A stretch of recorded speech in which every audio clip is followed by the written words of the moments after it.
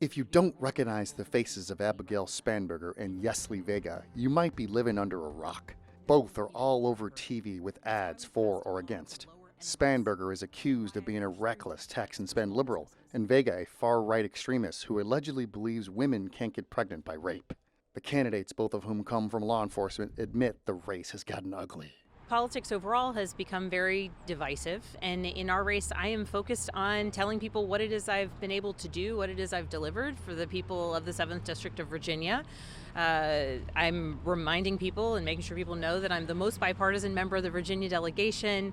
I have worked on issues that really matter: broadband connectivity, roads and bridges, physical infrastructure, federal dollars that are really going to make a difference in communities across the 7th District and including right here in Prince William County. Talk a little bit about how nasty this race has gotten. If I've ever seen a privilege in my life, it's been throughout the course of this campaign. I am a mother of 2. I am a Hispanic woman. I am a member of law enforcement. I've been talking about the issues that matter to the voters here in the 7th District, but the media and my opponent don't seem to care about those issues.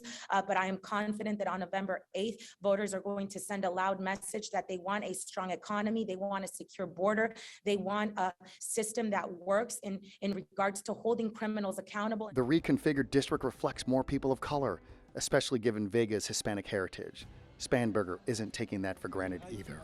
J. Miles Coleman is an associate editor for Sabato's Crystal Ball at the University of Virginia Center for Politics. Even though we favor Spanberger very slightly, this is a district that you have a lot of moderate voters who are sort of in the middle. This is actually a more Democratic district than what you used to have.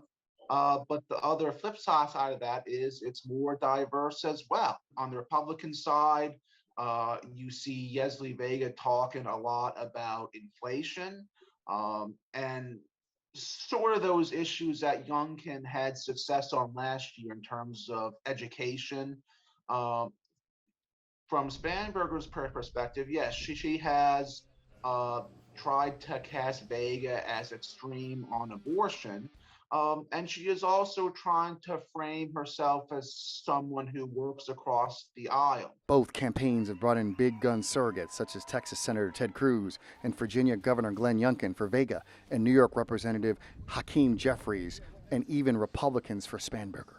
Vega thinks she has the right message. Our country is at a crossroads. Americans, Virginians here in the 7th District are experiencing record high inflation, having to make those difficult decisions about putting food on the table for their families or pumping gas. For the incumbent, the choice for voters is simple. I'm telling people who I am, what it is I've been working for, what it is I've done for my constituents, and frankly, the contrast between my opponent and me is very clear.